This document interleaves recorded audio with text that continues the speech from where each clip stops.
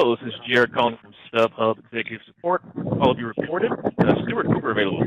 Speaking. Hey there, I wanted to talk to you about the letter that you sent in to us about the order that you made for K-pop back in December. Yes. Yeah, so I wanted to discuss that with you. Yeah, so I went over the case, looked at the situation to see exactly what happened there. You know, definitely can't stand seeing situations where sellers drop orders this close to the event. Unfortunately, I'm not able to issue you cash compensation of $25,000. However, I may be able to do like a partial credit, just because of the circumstance. Because I understand that it's uniquely bad. Okay. And what are you offering?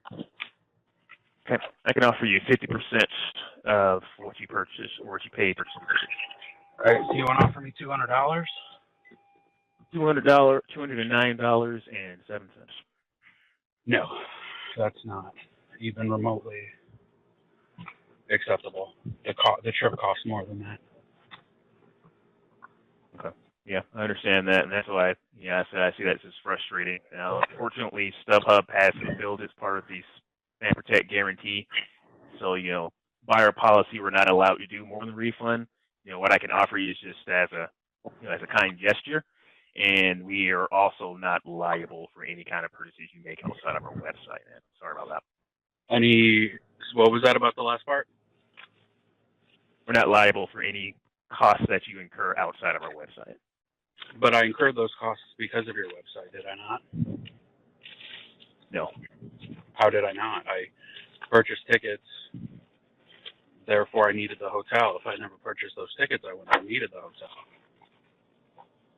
Yeah, but that's still not something that you purchase on our website. That's from a different merchant. It would be like, say, if I wanted to go to the Lakai restaurant, pretty nice place out here in Utah, but it's on the other side of the state. And, I get a nice suit, buy a bunch of gas for my car, and then drive all the way over there and find out they had an emergency closure. I can't say that they owe me money for my suit and my gas, you know what I mean? Because that's not a part of their business. They just offer one thing, and then I incur all the other costs just to make the experience better for myself. That's not the same thing by any means. It's a very poor analogy. Yeah, it's quite the same thing. Yeah, it's really not. Unfortunately, we can't offer you any more than that. You made the reservation directly with the restaurant. You went to the first party. I didn't have that option to go to the first party.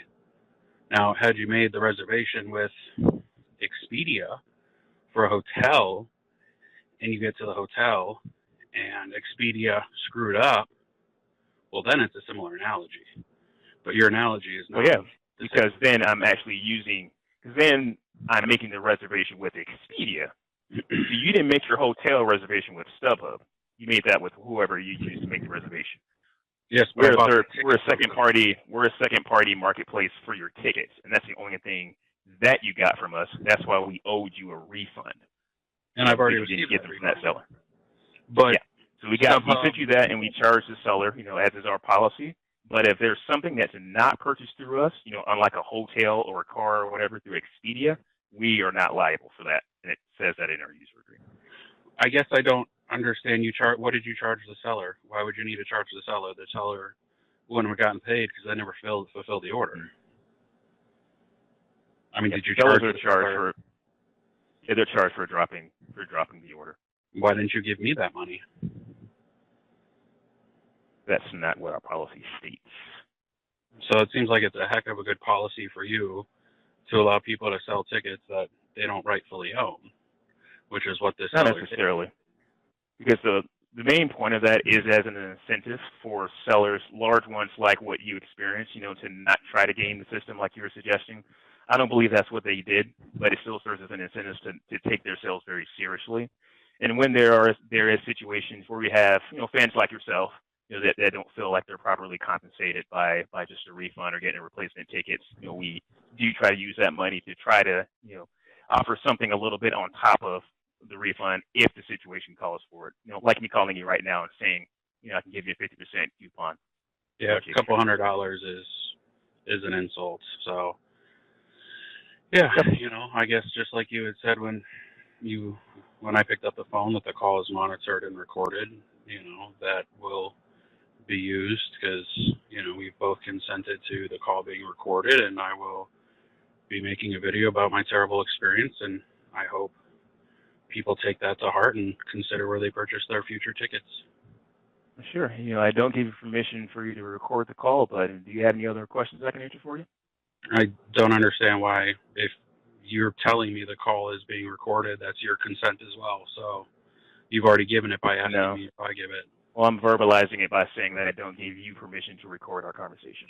That's too late. It's already been recorded since the moment you told me that it was being recorded on your end. That kind of doesn't have legal applications. But you got any other questions to ask me? What state are you currently in? Utah. Utah? All right, so I will check Utah's laws. So wonderful. Do you have any other questions I can answer for you? Nope. May StubHub rot in hell.